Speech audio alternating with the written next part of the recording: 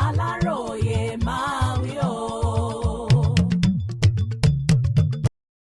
ọ̀ǹbúrẹ́là tún ti fàya lẹ́gbẹ̀ẹ́ kan Tambuwa náà ti fẹgbẹ́ òṣèlú PDP sílẹ̀. Gẹ́gẹ́ bí ẹgbẹ́ òṣèlú People's Democratic Party PDP ṣe ń fojoojúmọ́ yòrò bí yìnyín nítorí àwọn ọmọ ẹgbẹ́ rẹ̀ tí wọ́n ń lọ lọ́kọ̀ọ̀kan èjèèjì, gómìnà ìpínlẹ̀ Sokoto tẹ́lẹ̀ tó tún ń ṣojú ẹkùn gúúsù Sokoto nínú ilé ìgbìmọ̀ asòfin nílùú Àbújá, Aminu Tambuwa ti kó gbogbo ẹrù rẹ̀, ó ti gba inú ẹgbẹ́ òṣèlú aládàpọ̀ ìyẹn African Democratic Congress ADC lọ. Àríwísí ọkùnrin yìí ni wípé wàhálà inú ẹgbẹ́ àwọn tó ń ṣe bí ẹni wípé kò ní tán bọ̀rọ̀ ló jẹ́ kí òun pe àrò àti ọ̀dọ̀fín inú òun tí òun fi pọ̀ sókè rájà. Nínú lẹ́tà tó kọ sí ẹgbẹ́ òṣèlú PDP látọwọ́ alága wọ́ọ̀dù Tambuwa Shimfiri níjọba ìbílẹ̀ Tambuwa láti fi ẹgbẹ́ wọn sílẹ̀ lọ́jọ́ 11 oṣù kẹta yìí ló ti sọ̀rọ̀ yìí di mímọ̀. Lẹ́tà tí wọ́n padà fi síta fáwọn oníròyìn lọ́jọ́bọ̀ Thursday ọjọ́ 12 oṣù kẹta yìí ló ti ní lẹ́yìn ìfikùnlukùn pẹ̀lú àwọn èèyàn òun àtàwọn alátìlẹ́yìn òun nídìí òṣèlú ni òun ṣe pinnu náà. Lẹ́yìn ọ̀pọ̀lọpọ̀ ìrònújinlẹ̀ àti ìfikùnlukùn pẹ̀lú àwọn èèyàn mi nídìí òṣèlú,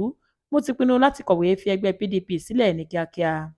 Ọkùnrin tó ti fìgbà kan jẹ́ olórí ilé ìgbìmọ̀ asòfin yìí ní àwọn ìjà abẹ́nú kan, ìjà èmi ò jù ọ́ ìwọ ò jù mí àti ìyapa tó ń lọ lọ́wọ́ nínú PDP ló mú kí ó nira fún òun láti lè máa bá ìrìn àjò òṣèlú òun lọ pẹ̀lú wọn. Kódà pẹ̀lú bó ṣe ń dá ẹsẹ̀ jáde kúrò nínú ẹgbẹ́ náà, Tambuwa kò ṣàìfẹ̀mí ìmoore hàn sí ẹgbẹ́ alábùradà lórí àwọn àǹfààní tí wọ́n fún un láti di ipò oríṣiríṣi mú lábẹ́ àsíá ẹgbẹ́ wọn. Ó ní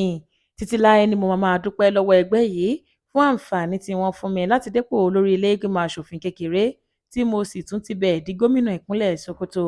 Níbẹ̀ náà ló ti kéde pé òun àtàwọn tó ń ṣe tòun nídìí òṣèlú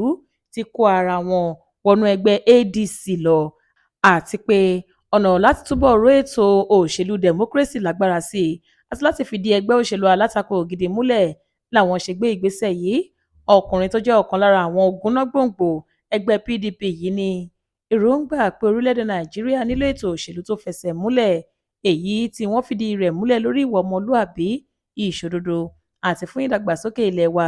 ló mú mi pa ọkàn mi pọ̀ tí mo fi gbé ìgbésẹ̀ tí mo gbé yìí. Báyìí ni ọkùnrin tó ṣe gómìnà fún sáà méjì láàrin ọdún 2015 sí ọdún 2023 tó sì tún ṣe bẹ́ẹ̀ ṣe sẹ́nétọ̀ lọ́wọ́ nílùú Àbújá kún ìjọ àwọn ọmọ ẹgbẹ́ PDP